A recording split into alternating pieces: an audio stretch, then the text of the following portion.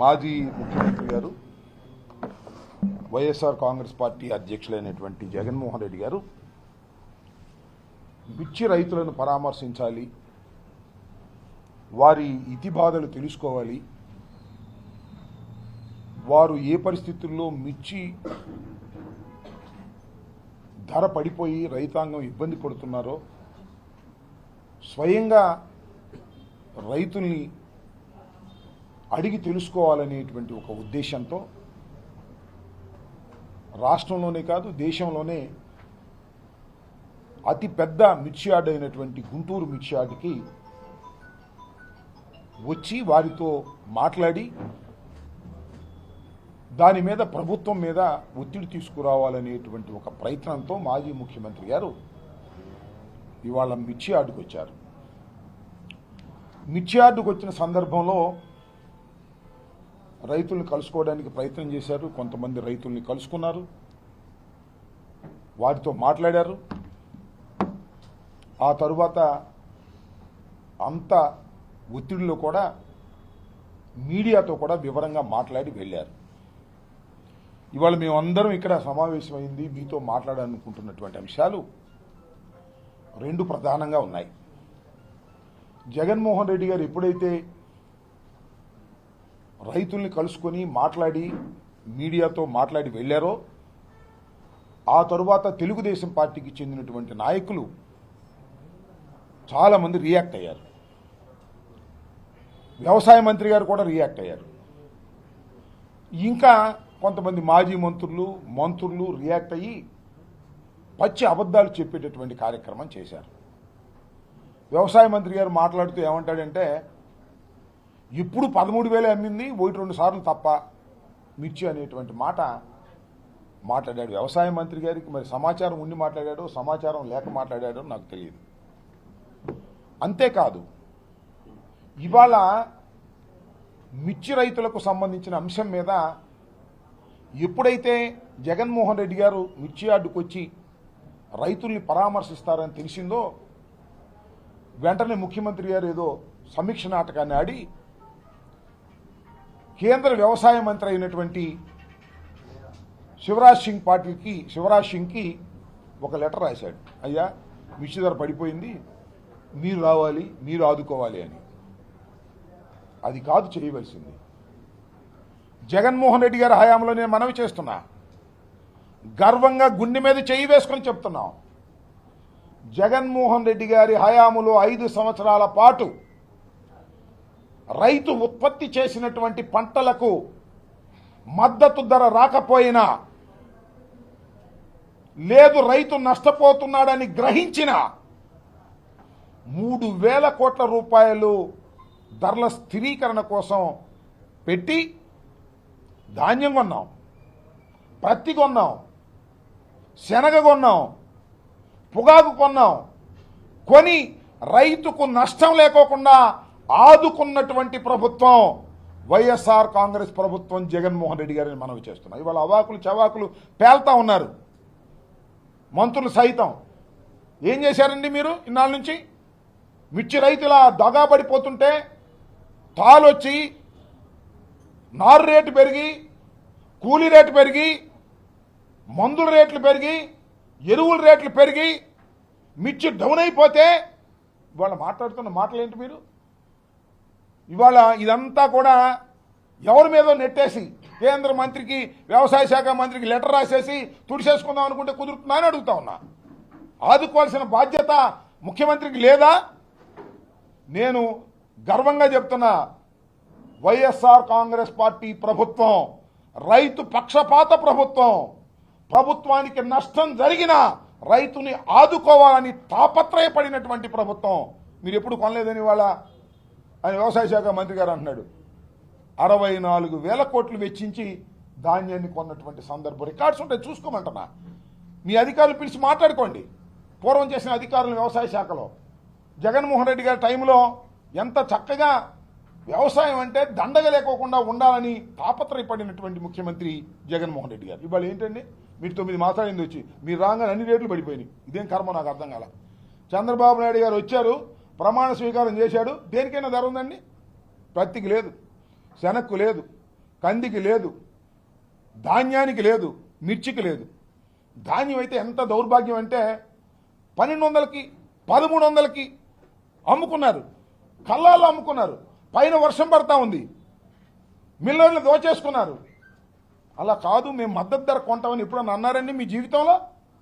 రైతు నట్టేట మునిగిపోతుంటే ఆనందంగా కళ్ళు ఆర్పుకోకుండా అబద్ధాలు చెప్పేటటువంటి కార్యక్రమం చేశారు తప్ప ఎప్పుడు రైతును ఆదుకోలేదు. మీ ఇవాళ జగన్మోహన్ రెడ్డి గారు, మాజీ ముఖ్యమంత్రి గారు ఇవాళ వచ్చి వారిని కలుసుకొని మీ మీద ఒత్తిడి తీసుకొచ్చేందుకు ఇవాళ నిజంగానే చాలామంది రియాక్ట్ అయ్యారులే. జగన్మోహన్ రెడ్డి గారు ఎప్పుడైతే మిర్చి యార్డుకు వచ్చి వెళ్ళాడో వ్యవసాయ మంత్రి దగ్గర నుంచి చాలామంది ఇవాళ రియాక్ట్ అయిపోయారు. ఆప్తా ఇట్టా అని మంచిదే, రియాక్ట్ అవ్వండి, మీ బండారం ఎందుకు బయటపడిపోవాలి. రియాక్ట్ అయ్యారు, అసలు రాకోకుండా చేయాలనే ప్రయత్నం చేశారు. ఎంత దుర్మార్గం అనేది నాకు అర్థం కాలేదు. ఒక మాజీ ముఖ్యమంత్రి తాడేపల్లిలో ఉంటూ దగ్గరలో ఉన్నటువంటి మిర్చి యార్డుకి వెళ్ళి రైతులను పరామర్శించాలి అనుకోవటం తప్ప? ఇది ప్రజాస్వామ్యం విరుద్ధమైందా? దానికి ఏమన్నారు? ఎలక్షన్ కోడ్, ఎమ్మెల్సీ ఎలక్షన్లు ఉన్నాయి అని చెప్తున్నారు. నిన్న వాట్సాప్లో పెట్టారు, అంతే తప్ప ఎవరు మాట్లాడలా. నేను చాలా స్పష్టంగా చెప్తున్నా, ఎవరైనా ఏమని నిజంగానే ఎలక్షన్ కోడ్ ఉందండి వెళ్ళకూడదేమో అనుకుంటారేమో, కానీ కాదు. ఈ ఎలక్షన్ కోడ్, ఈ ఎమ్మెల్సీ జరుగుతున్నటువంటి ఎలక్షన్ కోడ్ కృష్ణా గుంటూరు జిల్లాల్లో 2 చోట్ల ఉంది. ఉంటే ఈ 2 ఎలక్షన్లు మేము పోటీ చేయట్లా. YSR Congress party is not contesting, number 1. Number 2, అసలు ఎన్నికల కోడ్ ఉన్నంగా పర్మిషన్ తీసుకోవాల్సింది ఎవరు? తీసుకోవాల్సింది ఊరేగింపులు చేసేవాళ్ళు, బహిరంగ సభలు పెట్టేవాళ్ళు. ఎందుకు తీసుకోవాలి? వాళ్ళ ఎక్స్పెండిచర్ నోట్ చేసుకోవడం కోసం తీసుకోవాలి. జగన్మోహన్ రెడ్డి గారు వచ్చింది మిర్చి యార్డుకి ఎమ్మెల్సీలకు ఓట్లు అడగడానిక? అక్కడ ఉన్న ఎమ్మెల్సీ ఓట్లు వేసే డిగ్రీ వాళ్ళు ఎవరు ఉన్నారా? రైతులను పరామర్శించడానికి వస్తే ఇది ఎమ్మెల్సీ కోడ్ ఉందంటారని నాకు అర్థం కాదు. పోనీ కోడ్ ఉందని నోటీస్ ఇచ్చారా? పోనీ రిటర్న్గా అది ఎవరు? ఊరికే గాల్లో చెబుతుంటారు. గాల్లో చెప్పి జగన్మోహన్ రెడ్డి గారు కోడ్ను ఉల్లంఘించాడు. నో, కోడ్ను ఉల్లంఘించాలనేటువంటి దురుద్దేశం కానీ అలాంటి కార్యక్రమం కానీ మాకు చేయవలసిన అవసరమే లేదు. ఇది కోర్టుకు సంబంధం లేదు. ఎన్నికలు జరుగుతున్నా పరామర్శకు వచ్చేటటువంటి కార్యక్రమం ఉంటుంది. నేను మీకు చిన్న ఉదాహరణ చెప్తే పెద్దగా ఏమీ అవసరంలా. నిన్నే కదా జగన్మోహన్ రెడ్డి గారు వంశీని జైల్లో ఉంటే పలకరించడానికి వెళ్ళింది. అప్పుడు కూడా కారులు వేసుకెళ్ళారుగా, అప్పుడు కూడా జనం బాగా వచ్చారుగా. ఆ రోజు పోలీసులు అందరూ వెళ్ళి అడ్డుకున్నారుగా. మరి అక్కడ వంశీని పలకరించడానికి వెళ్ళినప్పుడు రాని కోర్టు రైతుని పరామర్శించడానికి ఎందుకు వచ్చిందయ్యా బాబు? చెప్పాయి చంద్రబాబు నాయుడు గారు, మనం చేస్తానా? హోంమంత్రి గారు చెప్పమంటున్నా? అక్కడ ఇక్కడ ఒకటే కదా. కాకపోతే అక్కడ ఒక ఐజీ ఉన్నాడు, ఇక్కడ ఒక ఐజీ ఉన్నాడు. ఏమైనా తేడా ఉందేమో నాకు తెలియదు. కృష్ణా జిల్లా గుంటూరు జిల్లాలో కలిసి ఎమ్మెల్సీ ఎన్నికలు జరుగుతున్నాయి. తెలుగుదేశం పోటీ చేస్తుంది, ఆపోజిషన్గా వేరే ఇండిపెండెంటో లేకపోతే ఇంకో ఆయన పోటీ చేస్తున్నాడు. మాకేం సంబంధం? ఎవరన్నా సపోర్ట్ చేశామా? లేదుగా. మరి గుంటూరు కృష్ణానదికి అటొక రూలు, కృష్ణానదికి ఇటొక రూలు ఉంటుందా? 2 ఒకే నియోజకవర్గం కదా ఎమ్మెల్సీలకు వచ్చి. అక్కడ లేని రూల్ ఇక్కడ ఎందుకు వచ్చింది? అక్కడంటే వంశీని పలకరిస్తున్నారు కదా, పెద్ద ప్రాబ్లం లేదనుకున్నారు. ఇక్కడ రైతులను పరామర్శిస్తున్నారే, రైతు ఇష్టం వచ్చినట్టు చెప్తాడే, ఉన్న వాస్తవాలు చెప్తాడే, అందువల్ల దీన్ని ఆపేయాలి ఎట్టాకొట్టగా అని రాత్రి అంతా కుట్ర చేశారు. అయినా మా జగన్మోహన్ రెడ్డి గారు ఎన్ని కుట్రలు చేసినా ఛేదించుకొచ్చేవాడు కదా. చివరికి ఏం చెప్పారు? సెక్యూరిటీ లేదు ఇవాళ. It is very serious issue. ఇందాక మా మాజీ మంత్రి గారు చెప్పినట్టుగా, ఏమండి సెక్యూరిటీ ఎవరికి ఉంటుందండి? నాకు ఉంటుందా? వీళ్ళకు ఉంటుందా? ఉండదుగా. మీ మంత్రులు పోయినా కూడా మాకు ఉండదు. కానీ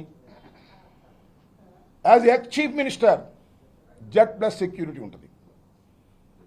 ఎక్స్ చీఫ్ మినిస్టర్ గారికి Z+ సెక్యూరిటీ ఉంది. ఇప్పుడు ఆయన not only ex chief minister, ఒక ఎక్స్ చీఫ్ మినిస్టర్ గారి కుమారుడు, దివంగత రాజశేఖర రెడ్డి గారి కుమారుడు. ఆయనకు ఒక Z+ సెక్యూరిటీ అనేది ఉంది. ఇవాళ కనపడలా. ఎందుకు కనపడలేదంటే పర్మిషన్ తీసుకోలేదంట. ఒక్కరు రాలేదండి, ఒక్క వ్యక్తి కూడా పోలీసులు రాలా. కానీ కొంతమంది వచ్చారు, నేను చూసా, మఫ్టీలో వచ్చారు. వచ్చి డోర్ల పైకి ఎగరేశారు. ఎందుకంటే కేసులు పెట్టడానికి. డోన్లు పైకి ఎగరేసి ఆనందాన్ని అనుభవించారు. ఎవరిది డైరెక్షన్ అంతా? హోంమంత్రి గారు అనుకున్నారా? కాదు. నారా లోకేష్ గారి వికృతానందం కోసం చేస్తున్నటువంటి పని. ఇవాళ జగన్మోహన్ రెడ్డి గారు మాజీ ముఖ్యమంత్రి గారు వెళ్తున్నాడు కదా, ఎవరు వెళ్ళమాగండి పోలీసులు, ఏదో వంక పెట్టేయండి. నేను మనవి చేస్తున్నా, ఇది కుట్ర. ఎందుకు కుట్ర అంటున్నానంటే, జగన్మోహన్ రెడ్డి గారి ఇంటి ముందు ఉన్నటువంటి రోడ్డు మొత్తాన్ని పబ్లిక్ చేశారు. సార్ చేశారు పో. జగన్మోహన్ రెడ్డి గారి ఇంటి ముందు ఉన్నటువంటి మొత్తాన్ని గడ్డి ఉంటే మొత్తాన్ని తగలేశారు మమ్మ. అది కుట్రలో ఒక భాగం. మొన్న ఎవరు పుట్టినరోజు అయ్యా? లోకేష్దే లేకపోతే ఎవరిది పుట్టినరోజుకి పెద్ద పెద్ద ర్యాలీ, అది రోడ్ ఏం కాదు. ఆ ర్యాలీలోకి వచ్చి అక్కడ వచ్చి పెద్ద పెద్ద స్లోగన్స్ ఇస్తున్నారు జగన్మోహన్ రెడ్డి గారి ఇంటి ముందు, రెచ్చగొట్టేటటువంటి కార్యక్రమాలు. ఇవాళ సెక్యూరిటీ లేకపోతే, మా మాజీ మంత్రి గారినప్పుడు ఏదైనా జరిగితే, జగన్మోహన్ రెడ్డి గారు ఏదో చంద్రబాబు నాయుడు వస్తే జనవరారు కానీ, లేదా లోకేష్ వస్తే జనవరారు కానీ, జగన్మోహన్ రెడ్డి గారికి 11 సీట్లు వచ్చినా, జగన్మోహన్ రెడ్డి గారు రోడ్డు మీదకి వస్తే వేలాది మంది ప్రజలు వస్తారు. ఇది అందరికీ తెలిసినటువంటి సత్యం. 40% ఓట్ షేర్ ఉన్నటువంటి రాజకీయ పక్షం ఒకే ఒక్కడు 40% తెచ్చుకున్నాడు. మీలాగా 4-5 కలిసి కాదు. అంత ప్రజాదరణ కలిగినటువంటి వ్యక్తి రోడ్డు మీదకి వస్తుంటే, Z+ సెక్యూరిటీ ఉంటే, లోకేష్ మాట విని పోలీసులు పక్కన పెడతారా? ఏమండి నాకు అర్థం కాలేదు. ఎంత దుర్మార్గం అండి. తొక్కిసలాట, అల్లాడిపోయాం. పోతే పోయాం, కానీ మాకేం అభ్యంతరం లేదు. తొక్కిసలాట, గందరగోళం. జగన్మోహన్ రెడ్డి గారి దగ్గరికి వెళ్ళి పక్కన నుంచోవాలన్నా కూడా ఇబ్బంది పడేటువంటి పరిస్థితి. ఒక్క పోలీసు లేడు. మేమే మంత్రులు అటు ఇటు కింద పడి మీద పడి అటు పడి ఇటు పడి సర్దుకున్నాం. కనీసం ప్రెస్ మీట్ ఇలా పెట్టుకుందామంటే జనం వచ్చి మీద పడిపోతున్నారు, రైతాంగం వచ్చి మీద పడిపోతున్నారు. జగన్మోహన్ రెడ్డి గారిని చూడాలనేటువంటి తాపత్రయంతో ముందుకు వస్తున్నారు. ఒక్క పోలీసు కూడా లేకోకుండా మమ్మల్ని ఇబ్బంది పెట్టాలనే కుట్ర కదా లోకేష్. ఇది తప్పు కదా. ఇది శాశ్వతమా? ఈ ప్రభుత్వం, ఈ అధికారం శాశ్వతమా? మీ నాన్నకు శాశ్వతమా? నీకు శాశ్వతమా? లేకపోతే ఎవరు హోంమంత్రి గారు అనిత మైక్ ముందు హోంమంత్రి పాపం ఆమె లేదు, ఆమెకి ఏమైనా శాశ్వతమా? మళ్ళీ మేము అధికారంలోకి వచ్చే అవకాశం లేదా? నా బోటోడు కాకపోవచ్చు. జగన్మోహన్ రెడ్డి గారు ఎంత 52 సంవత్సరాలే, ఎన్నిసార్లు ముఖ్యమంత్రి అవుతాడు చూడమని మనవి చేస్తున్నా. అలాంటి జగన్మోహన్ రెడ్డి గారికి భద్రత కల్పించుకోకుండా కుట్ర చేస్తున్నది ఈ ప్రభుత్వం. ప్రభుత్వం కుట్ర చేస్తే నాకు అభ్యంతరం లేదు. పోలీసు యంత్రాంగం కూడా ఆ కుట్రలో భాగమవుతున్నారు. ఇది తప్పు. ఏదైనా సంఘటన జరిగితే దానికి బాధ్యులు ఎవరు?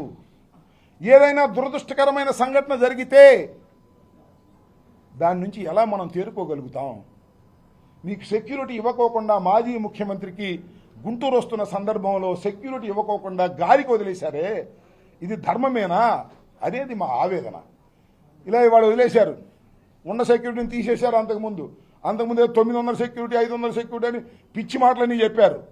ఇవాళ మీరు ఇవ్వాల్సినటువంటి Z+ సెక్యూరిటీని కూడా, దేశంలో అందరికీ ఉండదు Z+ సెక్యూరిటీ, వెరీ రేర్ పర్సన్స్కి మాత్రమే ఉంటుంది Z+ సెక్యూరిటీ.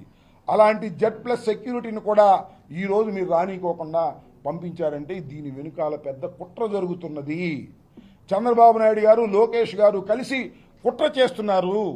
ఈ కుట్రను ఎదుర్కోవాల్సినటువంటి బాధ్యత రాష్ట్రంలో ఉన్నటువంటి వైఎస్ఆర్ కాంగ్రెస్ పార్టీ కార్యకర్తలందరికీ ఉంది. ఇవాళ గుంటూరులో జగన్మోహన్ రెడ్డి గారు వస్తున్నప్పుడు ఒక్క కానిస్టేబుల్ని కూడా పెట్టకోకుండా మీరు చేసినటువంటి ఒక నీచమైనటువంటి కార్యక్రమాన్ని ప్రజలు ముక్త కంఠంతో ఖండిస్తారు తప్ప మెచ్చుకోరు. జగన్మోహన్ రెడ్డి గారు వస్తుంటే మీరేం పంపించలేదు అని అనుకుంటే మీకు ఆనందమేమో. ఇవాళ జగన్మోహన్ రెడ్డి గారు సెక్యూరిటీ కల్పించలేదు, బాగా తొక్కిసలాట అయింది, వాళ్ళు ఇటు చెమటలు బట్టి ఇబ్బంది పడ్డారంటే లోకేష్ బాగా నిద్రపోతాడేమో. కానీ సామాన్య ప్రజలు అలా ఆలోచించరనే విషయాన్ని ఈ సందర్భంగా నేను చెప్పదలుచుకున్నాను. ఇది దుర్మార్గమైన విషయం. ఈ ప్రభుత్వం దుర్మార్గంగా జగన్మోహన్ రెడ్డి గారి పట్ల వ్యవహరిస్తుంది. దీనికి మూల్యం చెల్లించక తప్పదని కూడా ఈ సందర్భంలో నేను చెప్పదలుచుకున్నాను.